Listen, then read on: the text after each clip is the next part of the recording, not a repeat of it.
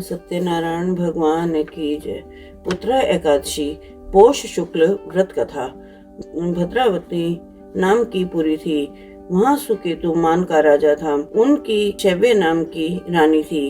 वह राजा पुत्रहीन था। बहुत दिनों तक राजा चिंतन में लगा रहा, परंतु पुत्र नहीं हुआ।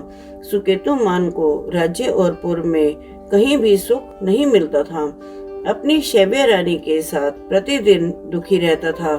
वे दोनों राजा रानी चिंता और शोक में मग्न रहते थे। वह मन में निराश हो गया। पुत्रहीन राजा के जन्म का फल नहीं है। बिना पुत्र के घर सुना रहता है। जिनके घर में पुत्र है उनका इस लोक में यश होता है, परलोक में अच्छी गति होती है। जिन पुण्यात्माओं को सैकड़ों जन्म का पुण्य होता है उनके ही पुत्र और पौत्र होते हैं। पुण्य और भगवान की भक्ति के बिना धन और विद्या नहीं मिलती। इस प्रकार राजा दिन रात चिंता में मग्न रहता था। फिर सुकेतुमान ने आत्महत्या का विचार किया, परंतु उसने परलोक में दुर्गति समझकर वह विचार छोड़ दिया। संतान के अभाव से अपने शरीर को दुर्बल देखकर, अपनी बुद्धि से अपना हित सोचकर घोड़े पर बैठकर राजा घोर वन में चला गया। पुरोहित आदि किसी को यह मालूम नहीं हुआ। वन में इधर उधर घूमता हुआ चिंता करने लगा कि मैंने ऐसा कौन सा बुरा काम किया जिससे ऐसा दुख मिला।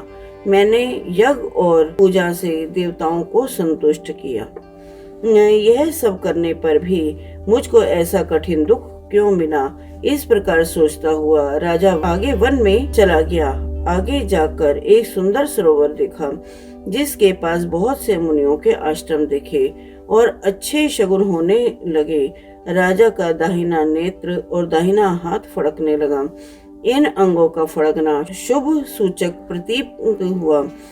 राजा ने वहां बैठे सब मुनियों को अलग अलग दंडवत किया। वे मुनीश्वर भी प्रसन्न होकर बोले, हे राजा, आपकी क्या इच्छा है सो कहिए। राजा बोले, हे तपस्वियों, आप कौन हैं और आपका क्या नाम है?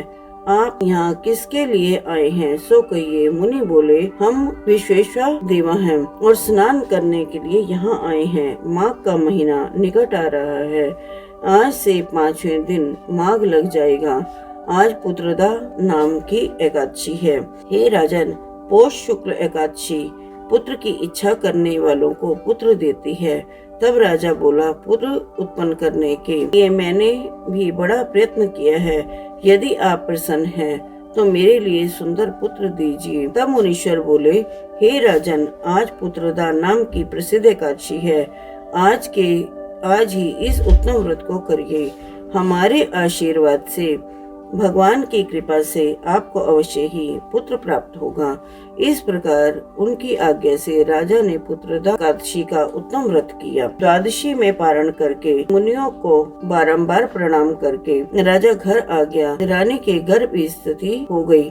व्रत के प्रभाव से समय पर तेजस्वी आप पुण्यात्मा पुत्र पैदा हुआ। वह बालक राजा को प्रसन्न रखता था। फिर वह गद्दी पर बैठकर प्रजा का पालन करने लगा। इसलिए पुत्रदा एकादशी का व्रत करना चाहिए। इस व्रत को जो करते हैं वे मनुष्य इस लोक में पुत्र को प्राप्त करके मरने पर स्वर्ग को जाते हैं।